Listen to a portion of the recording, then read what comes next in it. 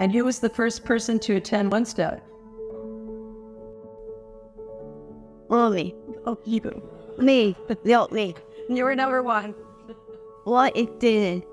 When Dylan was about to graduate from high school, she was 18, so she still had a few more years to go. And we started to explore what programs would be there for her after high school. There wasn't much opportunity for Dylan post-high school. Most of the programs were kind of no thought about personal developmental growth. So came back home and I was talking to Joe, and he said, well, I've got a grant for you and you can start a program.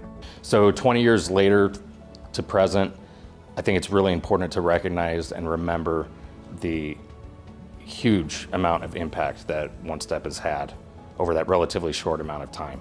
Going from one member, our first member Dylan, to 700 members, the need that we service is so incredibly important.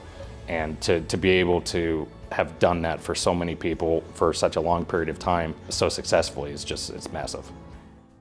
So what does the next 20 years look like for One Step Beyond? Well, it leads me to think about where are those places where there are people with disabilities who need the types of programs and services that One Step Beyond can offer.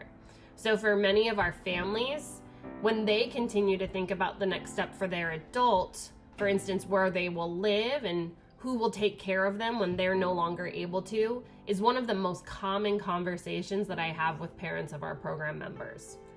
So in Arizona, there are 45,000 individuals with disabilities who receive services.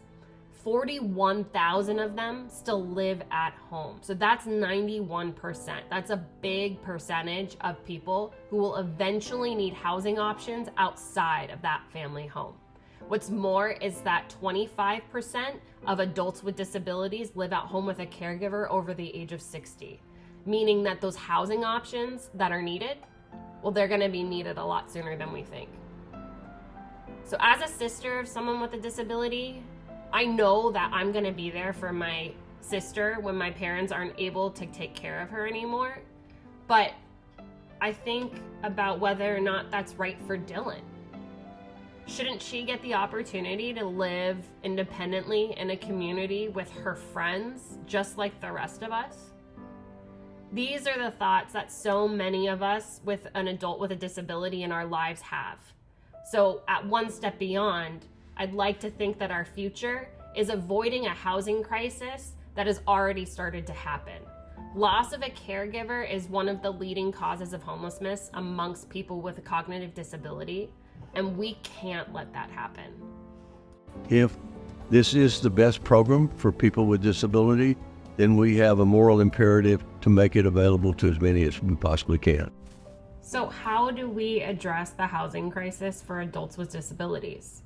Well, we create a solution of our own. Like my mom did 20 years ago. She saw a population in need and had the courage to start something new to meet that need. And because she knew, they deserved it. So we envision more than just a home.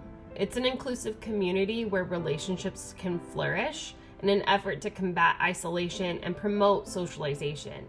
Our goal is to break barriers, create opportunities, and ensure that everyone, regardless of their ability, has the chance to live a life of purpose and fulfillment. We want to transform the lives of individuals with intellectual disabilities and their families by offering a community that's safe, supportive, and financially attainable. So today, that dream has started to become a reality with the purchase of a 3.6-acre property in Glendale, Arizona. This will be the future forever home of Nikki's Next Step and the 60 residents that will eventually live here.